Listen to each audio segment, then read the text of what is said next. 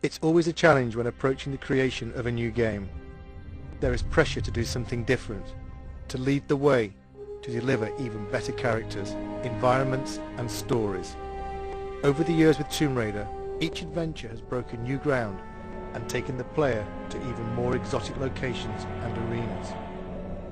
And now onto a new arena with the next generation console.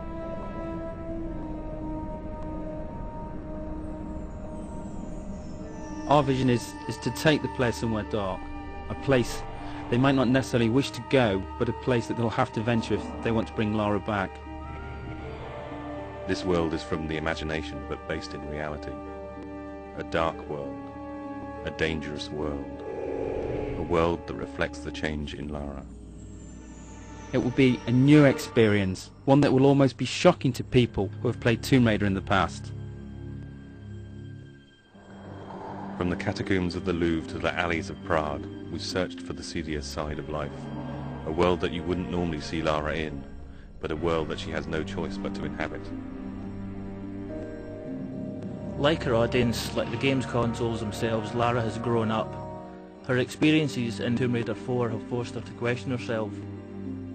This game will ask more questions of her. It was a very conscious decision to leave out elements of Lara's story since Tomb Raider 4. Certain aspects of that story will return. It's just a matter of when and where. For the first time, Lara will have a moral choice to make. It's no longer a clear-cut case of good versus evil. This is a more complex tale which will ask more complex questions of the player. The player controls how the story develops much more than in previous Tomb Raiders. Basically, when Lara talks to a character, the player can also choose whether Lara is nice, nasty, or dismissive to another character. This game sets a new benchmark for character animation. The new consoles allow for an unprecedented level of subtlety in the way the characters can act. Some characters may betray more than their feelings. In this world, the player should look as well as listen. The advancements in game technology allow for much more complex movement from the characters. They have spines, joints, they even have fingers. They move in different ways. We borrow these movements from real people. The man on the A57, the woman on the bus. They travel much further than they think. The player will choose which paths to take, which characters to trust, which lies to believe, and which enemy to face. Some enemies may become allies. Some enemies may become something far worse. Certain enemies have taken years of conception, gestating through design and redesign. I am the first to see them born, the first to guide them through the early stages, their first steps, their first kills, until they are finally unleashed upon the world.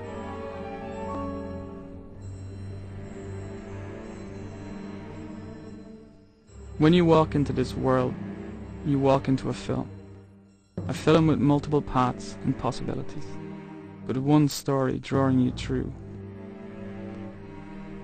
This world begins in an act of darkness. How this world ends is up to you. This is a world of shadows. There is a shadow on Lara. He watches, waits, he bides his time. His name is Curtis. He wants revenge. And Lara will help him extract that revenge.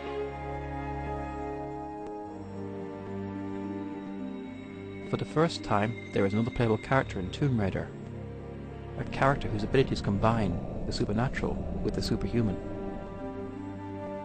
He has a different approach to Lara, less subtle perhaps, but still effective against certain opponents.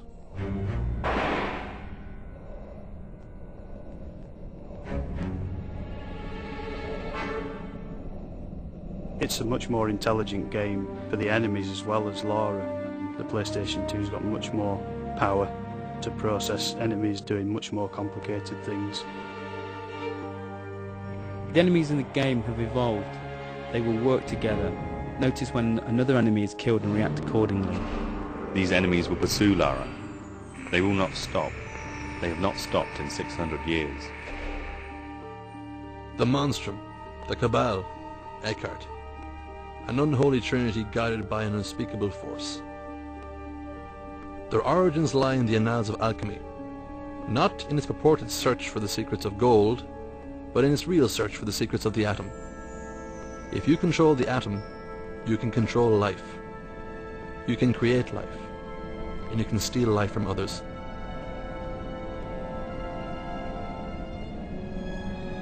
This story is very much on an epic scale, from 14th century alchemists to serial killers in modern day France. To create something on this scale, it was necessary to take the ideas and production values from the film industry, in the way they research the subjects, the backstory they create for their characters, and the depth of the visuals.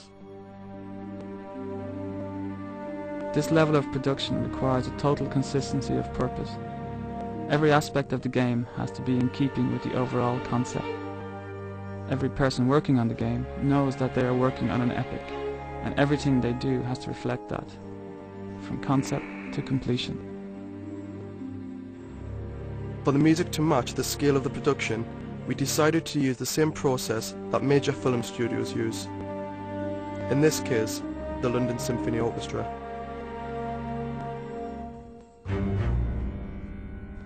It's an overwhelming thought having your music played by 84 of the world's top musicians, but the effect of the music when playing Angel of Darkness will be well worth the shredding of our nerves. On the day of the recording, we are in the good hands of Abbey Road Studios and David Snell, the conductor. In a sense, he visualizes the music and translates it to the ears. We wanted the music to be ever present, draw you into the world without you noticing. Part of the style of this game is that all the elements work together, bide their time, wait for the moments when they are needed. At core, we had a very clear vision of where we wanted to go. We wanted to take the Lara we all knew and put it into a game, a situation that no one knows. Tomb Raider has always set the benchmark for games. This game will be no different. Some may see elements of various filmmakers, such as Luc Besson, David Fincher. Some may see elements of various artists, Grunwald, Bosch. All will see something they haven't seen before. When we wrote this story, we wrote a book. This game is only the first few chapters of that book. This game opens a lot of doors and only closes a few of them.